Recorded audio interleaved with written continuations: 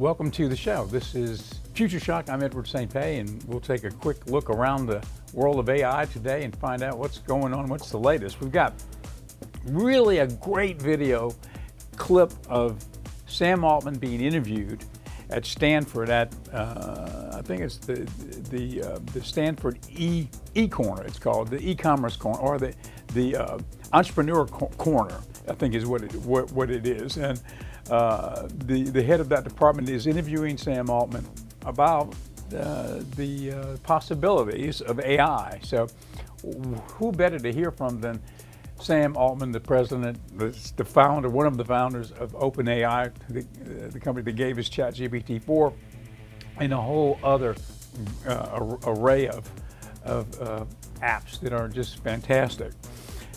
We had a little bit last week on Udio, and we ran a clip, and Udio is one of the many music AI apps that are out right now. And so I got very enthusiastic about the use of Udio. So when the show was over, I went back and got on my computer and got into Udio and created the opening. Clarence, run that opening again. Rather than the opening, run the close, Clarence, if you can. And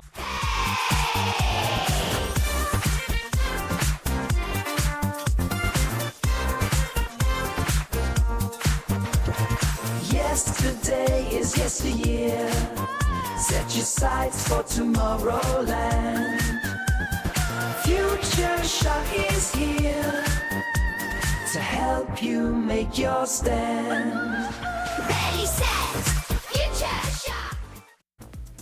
okay, so that's part of the song. It's a fantastic thing. AI is, in the right hands, with all good intentions out there, it's going to be the greatest transformative power that's ever hit the planet.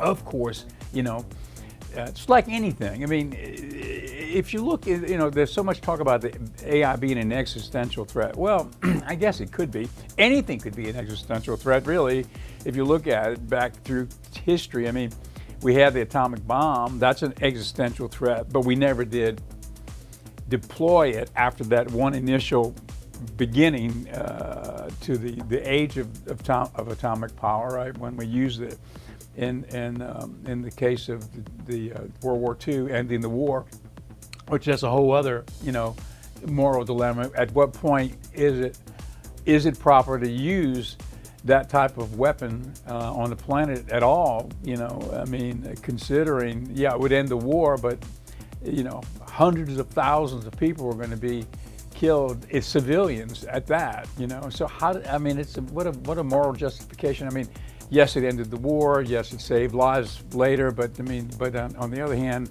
we did that, and a lot of people perished as a result. So I mean, it's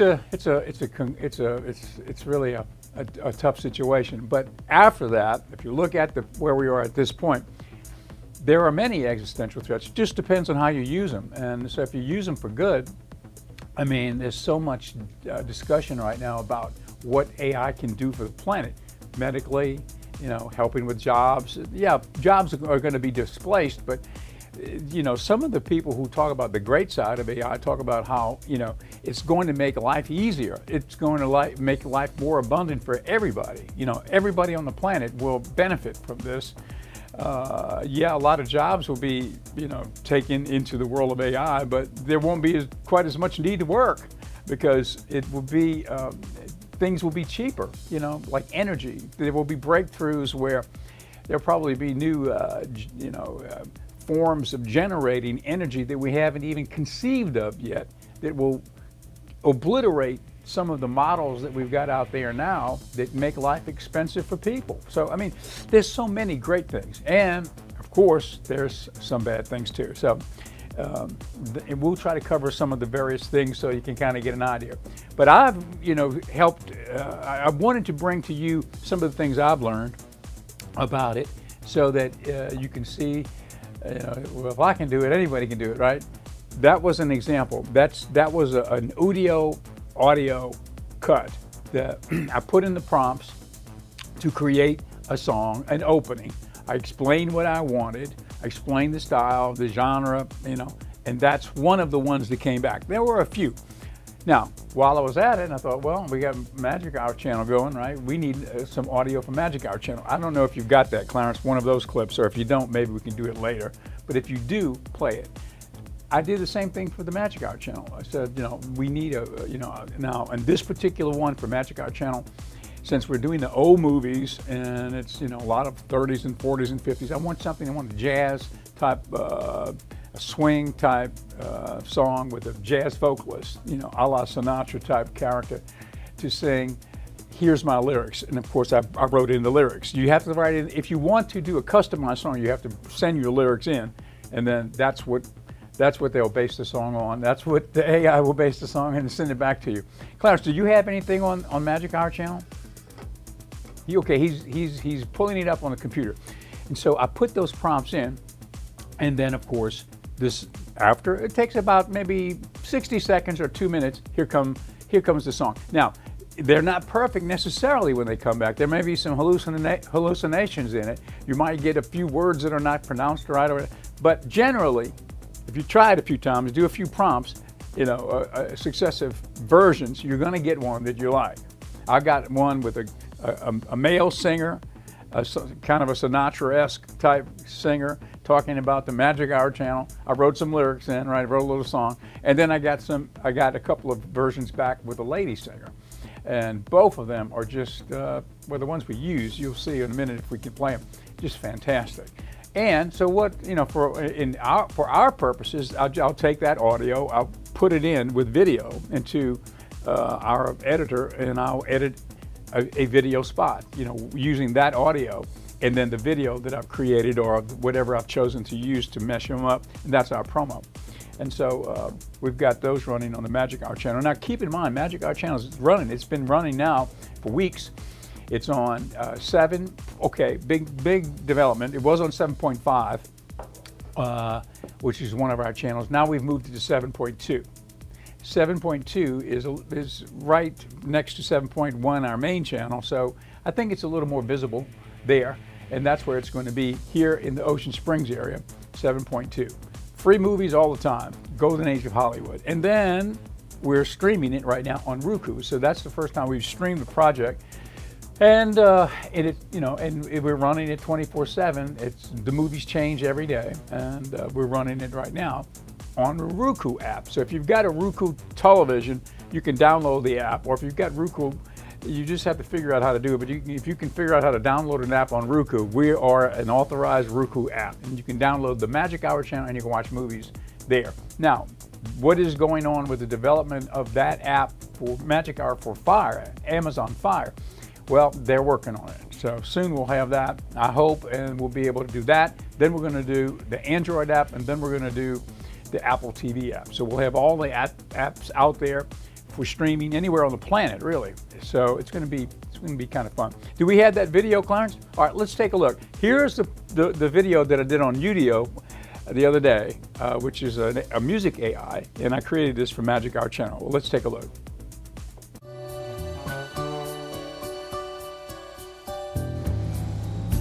It's the magic hour. Linger a while and dream. It's our magic hour. Let's escape the mundane scene.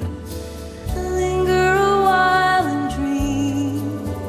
Let's escape the mundane scene. Okay, so that's one. We call that the gold promo. Clarence, did you have the blue promo too? Okay, we're going to have to search for the blue promo. Okay, you get an idea. That is the power of Udio. That's the power of AI in the world of music. There are a number of them out there, but that's the one that I chose to use to create the Magic Hour channel promo. And we've got a few of those rotating inside the Magic Hour. So you have the movies, and when a movie ends, we'll go to a little break like that, and then perhaps into some other intermission insert, like a trailer from a film. We've got all the great trailers. I've been collecting trailers lately and putting them in there. We've got trailers from all the great movies, you know, that are running in between our movies that are running back to back to back. So anyway, what a fun project. And good feedback so far, you know, and since we're streaming, people can see it outside of the Gulf Coast area. So really, it's kind of now got pretty good distribution anywhere that you can get Roku, and soon anywhere that you can get Amazon Fire. Okay, all right, now, every week we talk about robots. We talk a little bit about Boston Dynamics usually, because they have, you know, the new Atlas, which is probably one of the premier humanoid robots on the planet, right? But Tesla is also right in there, right in the pocket with the leading human robotic project on the planet right at this moment, part Tesla. And it's called Tesla, I think it's officially called Tesla Bot. So they've upgraded the Tesla Bot. I guess everybody's in a race to see who can create the biggest, baddest, most perfect humanoid robot. But let's take a look. This is from Tesla. Let's take a look at Tesla Bot. So, Elon Musk has presented us with a new Tesla bot demo showcasing just exactly what the bot is capable of doing. And this is quite surprising since this is one of the first demos since January 15 where we got the Tesla bot folding a shirt. So in this demo, it's actually rather fascinating because we do get to see the Tesla bot doing a lot of different things. So I'm going to show you guys this video and then I'm going to dive into exactly why this update is so insane and so crazy.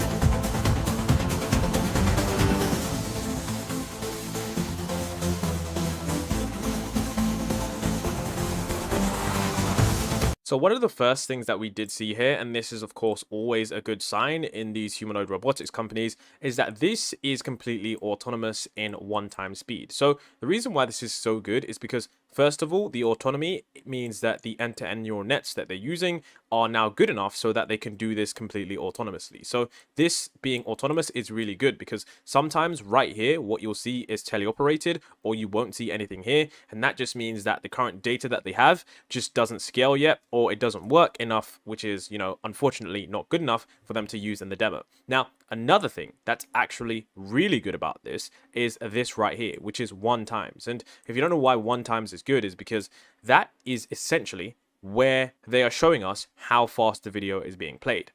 Oftentimes with humanoid robotics demos or even other robotics demos, what you'll see is a 1x, or what you'll actually see is a 2x or even a 10x marker here where they'll show the robot doing something, but when it's in 1x speed, that means the robot is usually fast enough with whatever policy or whatever neural net is working on it that we can actually see how usable it is in real time. So this is good. So basically what this essentially just means is that it's good enough to run autonomously, and it's fast enough to run where it can be used on a day-to-day basis in tasks that are not going to look incredibly slow. So that was one of the first small things that I did notice from the demo that most people wouldn't. So, and there's some other things that I do want to talk about here. And you can see here that this shows us some very, very key developments in terms of real time on the bot's FSD computer. So this is something that shows us that what Tesla are working on is increasingly more complex tasks. You can also see here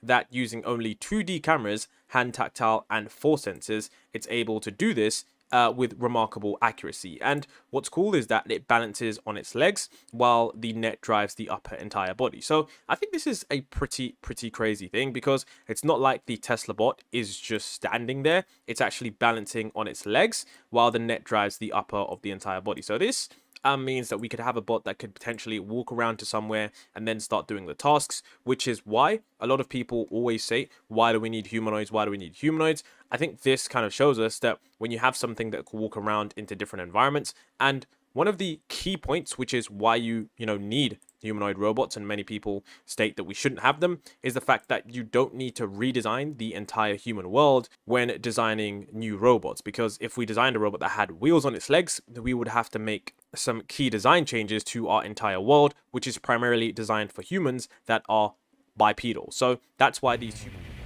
Okay, so you can see that the robotics have really progressed, and that is Optimus. It's also known as Tesla Bot.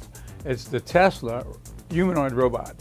And between that robot and the Boston Dynamics Atlas project, you can see where it's going. I mean, it's way ahead of what you might think is going on out there. Those robots are really, they can see and they can understand, they can talk, and and now they're able to do actual work, physical work. Everything is so precise, and so it's an interesting thing to be aware of. Where we're at with the infusion of AI into humanoid robotics. Okay, well we've got a great clip. This is going to be a clip of Sam Altman, and it's Sam Altman last week. I believe it was last week at an entrepreneurial conference as part of a Stanford program called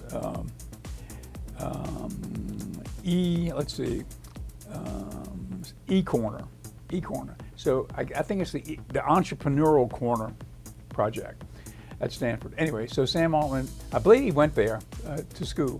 Anyway, we'll find out a little bit more about Sam Altman. A few little surprises, I think, when you find out how old Sam Altman is, pretty young, and and then some basic questions. And then this is a pretty long interview, so we'll show a few clips over the next few days. That way we can find out from Sam Altman himself really what's going on. There's no better person, I don't think, to talk about the possibilities of AI than Sam Altman. Let's take a look. This is the Stanford Seminar for Aspiring Entrepreneurs. ETL is brought to you by STVP, the Stanford Entrepreneurship Engineering Center, and BASIS, the Business Association of Stanford Entrepreneurial Students. I'm Ravi Balani, a lecturer in the Management Science and Engineering Department, and the director of Alchemist, an accelerator for enterprise startups. And today, I have the pleasure of welcoming Sam Altman to ETL.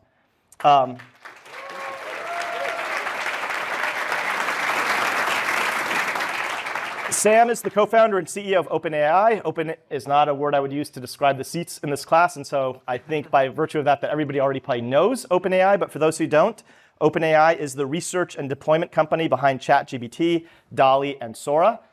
Sam's life is a pattern of breaking boundaries and transcending what's possible, both for himself and for the world. He grew up in the Midwest in St. Louis, came to Stanford, took ETL as an undergrad, and we held on to Stanford for Sam for 2 years. He studied computer science, and then after his sophomore year, he joined the inaugural class of Y Combinator with a social mobile app company called Looped, that then went on to go raise money from Sequoia and others. He then dropped out of Stanford, spent 7 years on Looped, which got acquired, and then he rejoined Y Combinator in an operational role. He became the president of Y Combinator from 2014 to 2019, and then in 2015, he co-founded OpenAI as a nonprofit research lab with the mission to build general-purpose artificial intelligence that benefits all humanity. OpenAI has set the record for the fastest-growing app in history with the launch of ChatGPT, which grew to 100 million active users just 2 months after launch. Sam was named one of Time's 100 most influential people in the world. He was also named Time's CEO of the Year in 2023, and he was also most recently added to Forbes' list of the world's billionaires. Sam lives with his husband in San Francisco and splits his time between San Francisco and Napa, and he's also a vegetarian. And so with that, please join me and welcoming Sam Altman to the stage.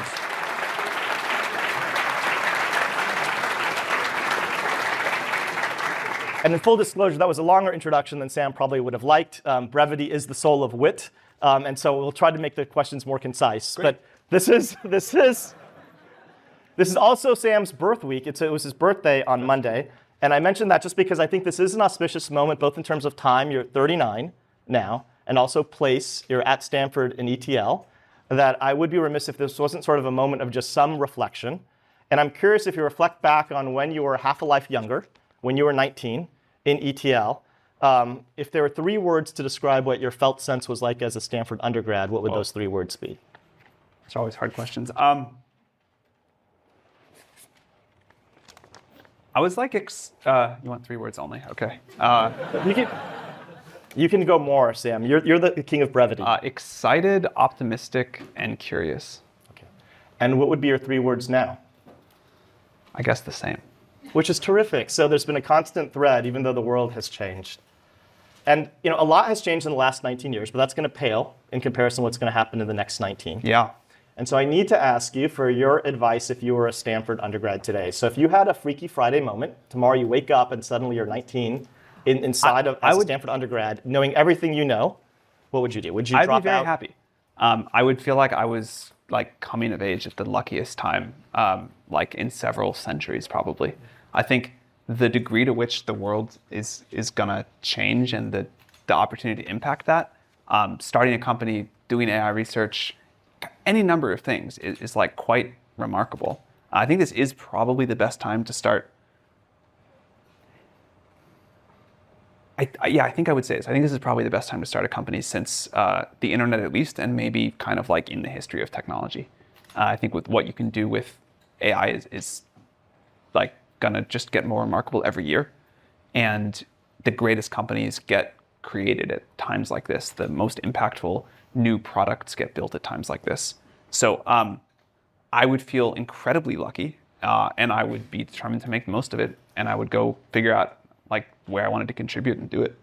And do you have a bias on where would you contribute? Would you want to stay as a student? And if so, would you major in a certain major, given the pace of change? Probably I would not stay as a student, but only because like I didn't, and I think it's like reasonable to assume people kind of are going to make the same decisions they would make again. I think staying as a student is a perfectly good thing to do. It would probably not be what I would have picked. No, and this is you. So you have the Freaky Friday moment. It's you. You're reborn as a 19-year-old. And would you? Yeah. What I think I would, again, like I think this is not a surprise because people kind of are going to do what they're going to do. I think I would go work on AI research. And where might you do that, Sam? I mean, obviously I have a bias towards OpenAI, but I think anywhere I could like do meaningful AI research, I would be like very thrilled about. So you'd be agnostic if that's academia or private industry? I say this with sadness. I think I would pick industry, realistically. I think you kind of need to be at a place with so much compute. Okay. And if you did join on the research side, would you join? So we had Kazar here last week, who was a big advocate of not being a founder, but actually joining an existing company to sort of learn the chops. For the students that are wrestling with, should I start a company now at 19 or 20, or should I go join another entrepreneurial, either research lab or venture? What advice would you give them? Well, since he gave the case to join a company, I'll give the other one, which is I think you learn a lot just starting a company. And if that's something you want to do at some point, there's this thing Paul Graham says, but I think it's like very deeply true. There's no pre-startup like there is pre-med. You kind of just learn how to run a startup by running a startup. And if that's what you're pretty sure you want to do, you may as well jump in and do it. And so let's say, if somebody wants to start a company, they want to be in AI, what do you think are the biggest near-term challenges that you're seeing in AI that are the ripest for a startup? And just to scope that, what I mean by that are, what are the holes that you think are the top priority needs for OpenAI that OpenAI will not solve in the next 3 years? Yeah. So I think this is like a very reasonable question to ask in some sense, but I think I'm not going to answer it because I think you should never take this kind of advice about what startup to start ever from anyone. I think by the time there's something that is like the kind of thing that's obvious enough that me or somebody else will sit up here and say it, it's probably like not that great of a startup idea. And I totally understand the impulse. And I remember when I was just like asking people like, what startup should I start? But I think like one of the most important things I believe about having an impactful career is you have to chart your own course. If the thing that you're thinking about is something that someone else is going to do anyway, or more likely something that a lot of people are going to do anyway, you should be like somewhat skeptical of that. And I think a really good muscle to build is coming up with the ideas that are not the obvious ones to say. So I don't know what the really important idea is that I'm not thinking of right now, but I'm very sure someone in this room knows what that answer is. And I think learning to trust yourself and come up with your own ideas and do the very like non-consensus things. Like when we started OpenAI, that was an extremely non-consensus thing to do. And now it's like the very obvious thing to do. Now I only have the obvious ideas because I'm just like stuck. Well, that's Sam Altman. We'll have more of that interview with Sam Altman at Stanford over the next few days. We've got a whole long interview there on tape, so we'll be playing some of that for you. What an amazing guy he must be. I mean, to have developed what they're doing right now with that, where we're at with AI. I mean, it's you would almost think it is at the point where it's achieved AGI, you know, because, you know, I had a conversation with Alfred the other day, our ChatGPT 4 droid that we use here at the station, and, you know, I was asking him the questions about some of the things he and I have worked on over the last year, and I asked him, said, well, Alfred, do you remember all that? Do you remember some of the different things? And he remembered everything, and he was very happy about the collaboration and such. I think I mentioned that the other day. So what does that really tell you? I'm not sure if that's consciousness, but it's pretty close. It's a type of consciousness anyway, and so it's going to be interesting as to see what happens here shortly. ChatGPT 4 is with us right now, and it's part of the whole group of things that have come out, you know, I guess under OpenAI's, you know, recent successes. You've got Sora, which is the text to video. You've got the DALL-E, which is the text to graphic, and so all of that, you know, along with ChatGPT 4 is pretty incredible. ChatGPT 5 is waiting in the wings. They say that'll be released soon. Some people say it's, you know, it's complete, it's ready to go. They're just not releasing it yet. And that's supposed to be, you know, a magnitude greater or smarter than ChatGPT 4. So really what would that mean? I don't know, but it's going to be an interesting thing to witness, whatever ChatGPT 5 is. Okay, let me now segue into our sponsor's message. The program, Future Shock, is brought to you by the Pendragon Apothecary. It's pendragonapothecary.com. A whole array of forward-leaning wellness products. That's what we've got here at the Pendragon Apothecary. The various herbal tinctures. We've got all of the 7 sacred mushrooms that they use in the Vedic medicine for health. Lion's mane for cognitive issues, and turkey tail, and cordyceps, chaga, all of those mushrooms. We've got cacao here. We've got lots of different wellness products. We've got something that's pretty neat. It's Dead Sea salt soap, and it's soap infused with the minerals and the salt from the Dead Sea. So it's very healthy. You know, it's salt is a great cleanser, and this is a pure, simple, unfragranced product that you will fall in love with if you ever try it, because it works. It's great, and it's a clean, organic soap. Anyway, pendragonapothecary.com. Thank you for being with us. I think we're out of time for today's show. We're going to have more on that interview with Sam Altman all throughout the week. I just can't wait to see it along with you. Have a great afternoon. Thanks for joining us.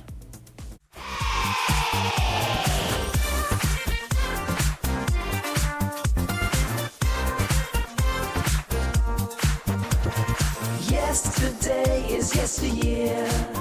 Set your sights for tomorrowland. Future Shock is here to help you make your stand. Ready, set,